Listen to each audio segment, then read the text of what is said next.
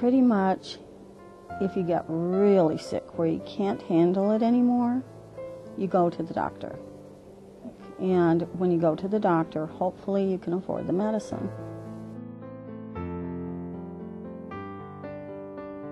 Years ago, when my son was in middle school, he had a lot of tonsil problems, and he had to have his tonsils out. So we called, and the doctor called, and it would be $5,000 at the hospital to have it done. But the clincher was, we had to pay in advance. So we saved up the $5,000. The procedure was scheduled, and we went to the hospital and was told, oh, you don't have insurance? It's $8,000, because insurance companies can negotiate for lower rates. So we ended up rescheduling it. And he got sick 2 more times while we waited to save the money.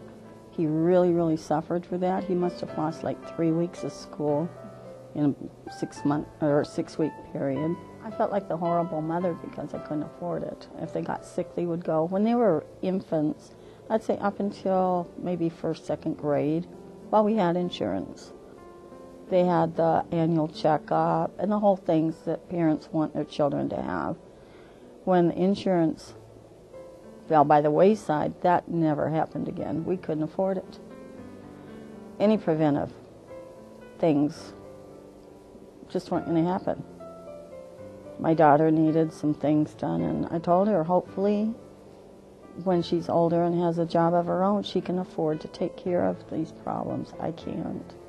Which makes you feel terrible as a mom, but there's just nothing else you can do about it.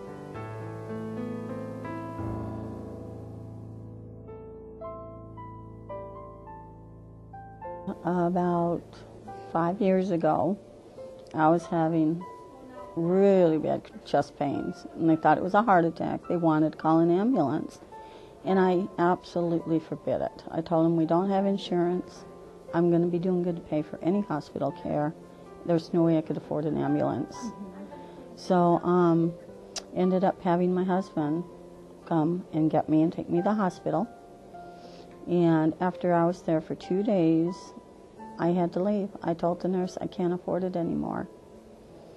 And even that hospital bill was really expensive. We ended up, I was paying around $300 a month, but that wasn't enough each month for the hospital, so they put us in collection. And at that point, that was one of the hardest, darkest days I think I've gone through.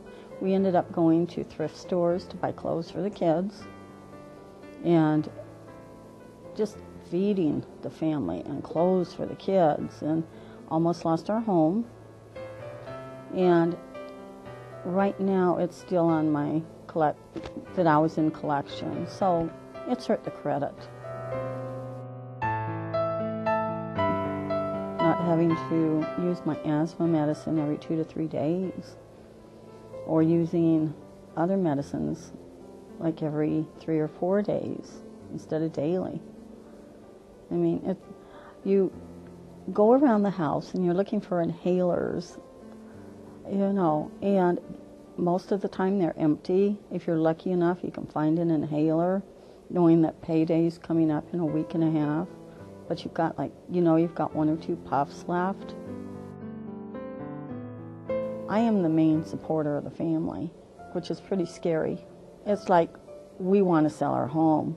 We cannot sell our home because when you have past bills on your credit report, you have to pay them off first.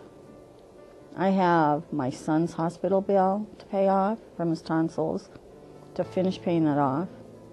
And then when I went to the hospital, when I had that heart attack, to finish paying that off. So we're sort of stuck where we are at this point. We can't move, we can't get vehicles or anything like that. So it's affected us, and it will for a long time. And it's not like we don't want to pay, we do, we just can't.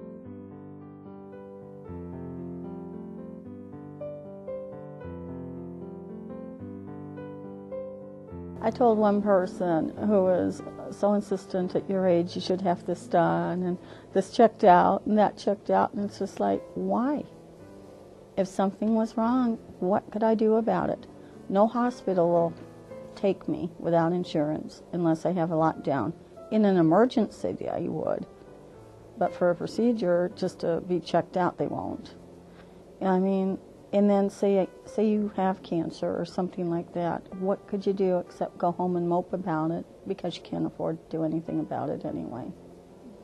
But now I'm going through an eye condition that without insurance will never be corrected. And it will only get worse to the point where I will either have to have a hard contact lens implant or a cornea transplant. And it's a progressive disease that won't stop any other way. So I was talking to the doctor, and he was telling me, he was real nice. He said, well, it could take 5 years. It could happen in a year. Hopefully in 5 years you might have insurance, and then we can deal with that at that point.